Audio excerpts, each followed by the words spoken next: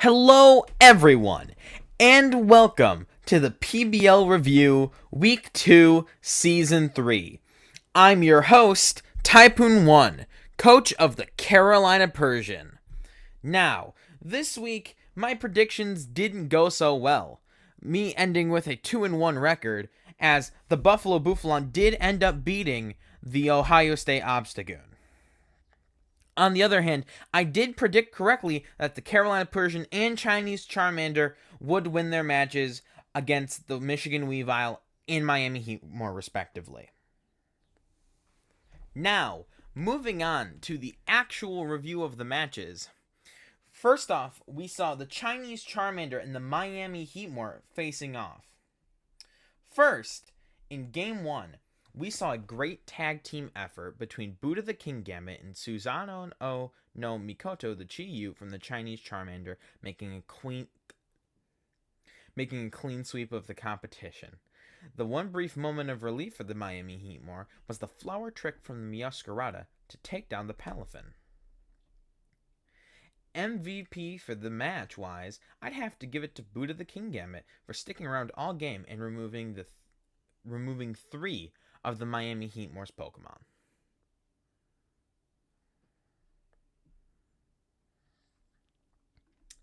Now, moving into Game 2, we saw a pretty similar situation, except for the ability of Elliot, coach of the Miami Heatmore, to make better use of Bebop the Toxapex's ability to spread toxics across the field and be an all-around nuisance for the Chinese Charmander.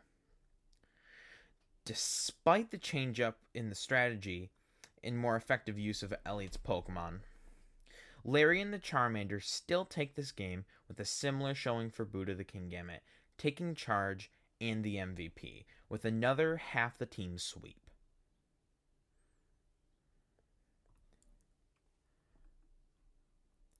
Now, onto Game 1 of the Michigan Weavile versus the Carolina Persian. We saw at the beginning a fairly back-and-forth matchup between the two sides, with the Walking Wake able to get 2 pretty solid kills on the Crocodile and Typhlosion.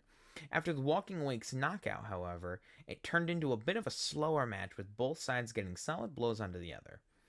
However, the match would be won by a combination of Beat Saber the Chien Pao and Frankenstein the Mousehold.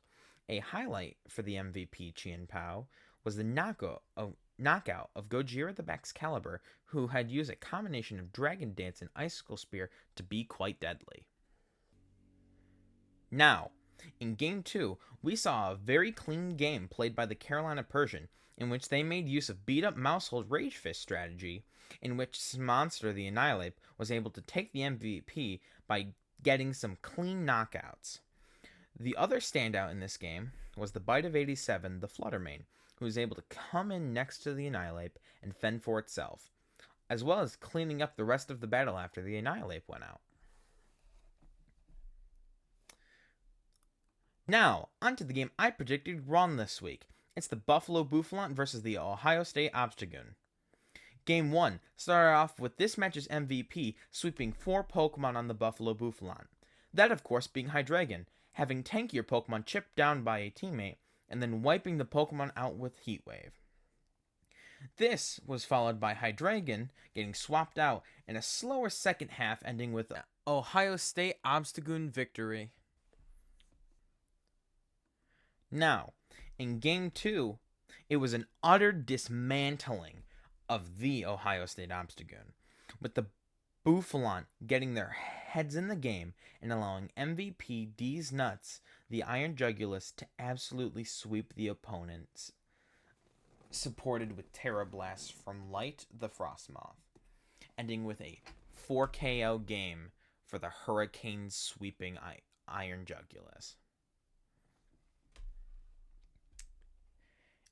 And now, finally, in our first Game 3 matchup of the season, it was another dismantling of the Ohio State Obstagoon, as MVP, once more, D's Nuts, the Iron Jugulus, returns to sweep, but instead of Hurricane, this time it is Dark Pulse sweep, adding up to an astounding 9 knockouts between the last 2 matches. This sweep was supported by Mimikyu firing nasty drain punches in play roughs, leaving the Obstagoon with no opportunity for relief.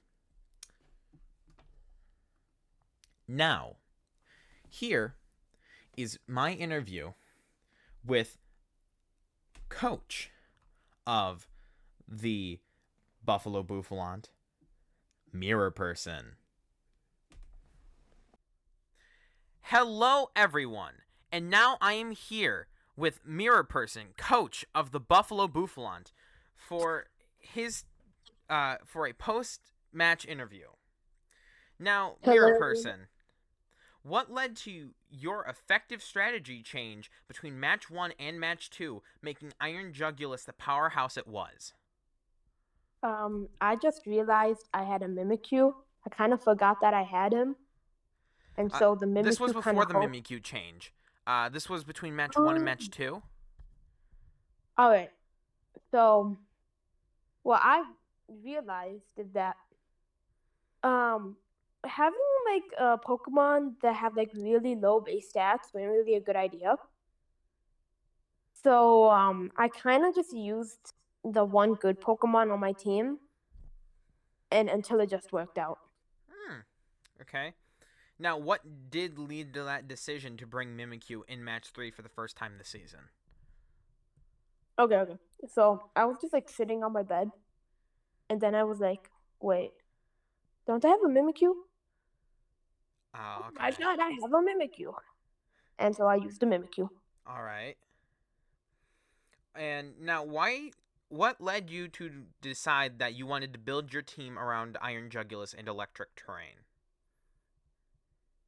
Well, to be fair, the only other Pokemon that I had that could attack couldn't really attack, and it was like the blowfish looking guy. Forgot his name. Quillfish.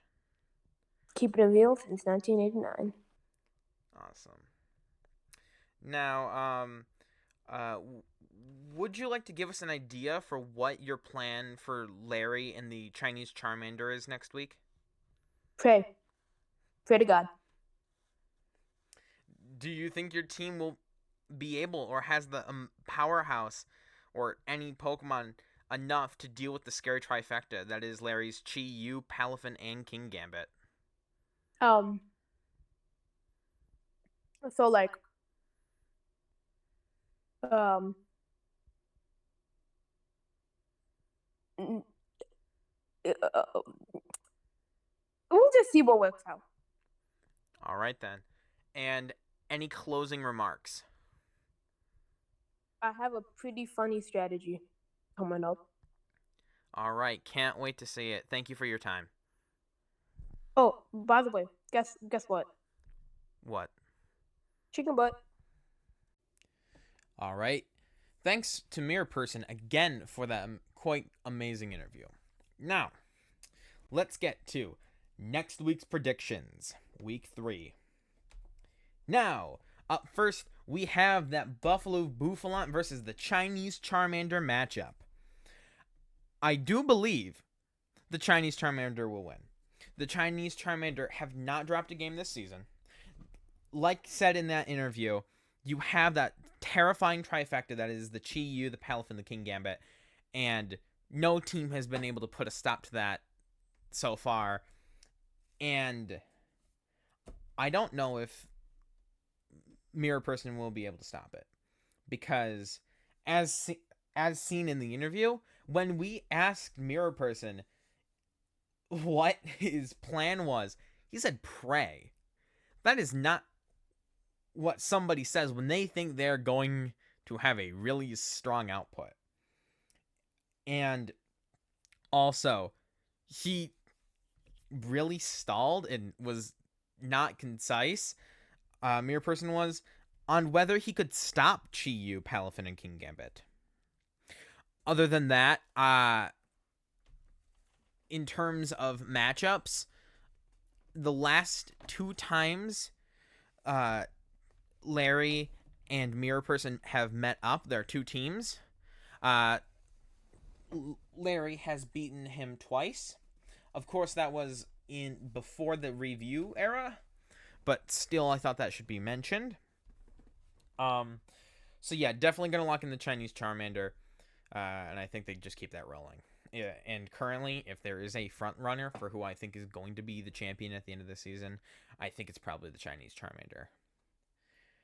Now, our next matchup, it is the Michigan Weavile versus the Miami Heatmore.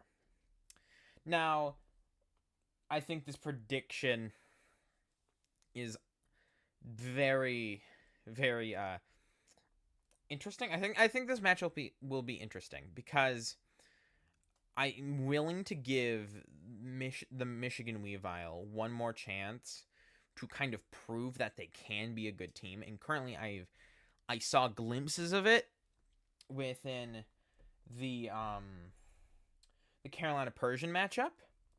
I didn't see it during the Chinese Charmander matchup, but I just previously said, the Chinese Charmander are a team that is going to be extremely hard to beat. And I think they're championship front runners. Beyond that, I think the Michigan Weavile just don't have an amazing team, which is why I'm going to take the Miami Heat more, despite that loss to the Chinese Charmander. But again, this team that Larry has built for the Chinese Charmander is so destructive. King Gambit, all full force 5 stars. Chi-Yu 5 stars. Palafin 5 stars. They're all 3 are terrifying. And this is just gonna be a monster team to beat, and I don't know if anyone has the power to stop them. But beyond me talking about the Chinese Charmander, the Miami Heatmore, I did say that I do think they are going to win, and the reason I believe they're going to win is just I think I've seen more from the Miami Heatmore that I like than from the Michigan Weavile. And not to say the Michigan Weavile have an awful team yet. I think there's still some opportunity to say whether they're good, whether they're bad or not. But just what I've seen, I definitely think the Miami Heatmore have an advantage, despite having a lower amount of Pokemon. But I still think that just the Pokemon matchups will work out for the Heatmore. And finally, we have the Ohio State Obstagoon versus the Carolina Persian. Now, I really hate being a homer, and this is my team. This is the team I believe in, but I have not seen much out of the Ohio State Obstagoon that is consistent. Sure, you have the Hydreigon that can get 4 kills in 2 turns. Sure. But can it show up week after week, or just match after match even?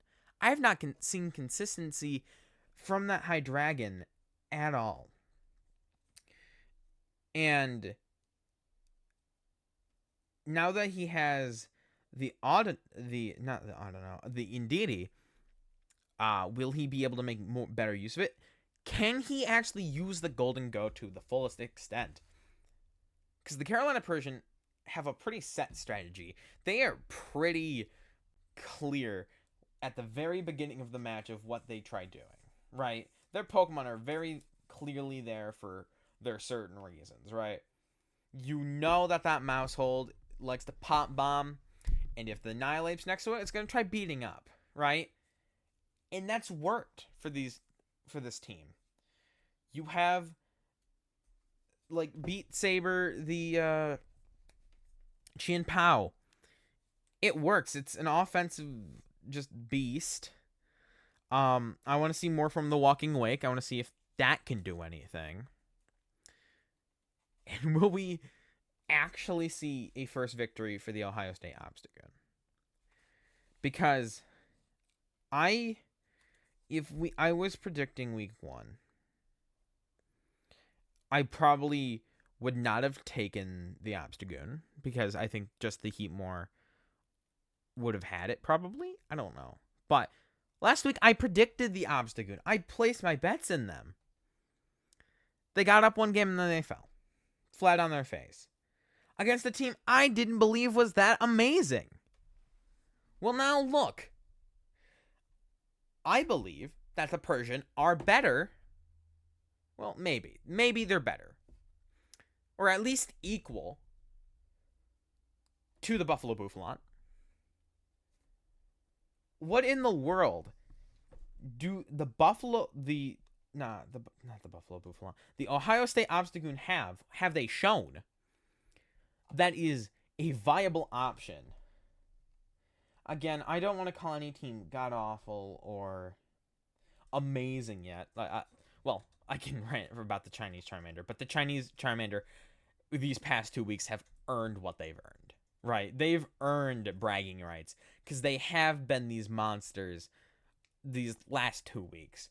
And I think they're going to keep it rolling, whether that's against my Carolina Persian or any other team. I think this is a team that if there is one in the league right now that can go undefeated and perfect season record, it's going to be the Chinese Charmander. But this I'm going to stop ranting now and just give you it straight. I think the Carolina Persian are going to win. If that wasn't already clear. But beyond that, thank you for watching. And I'm bad at video games. Goodbye.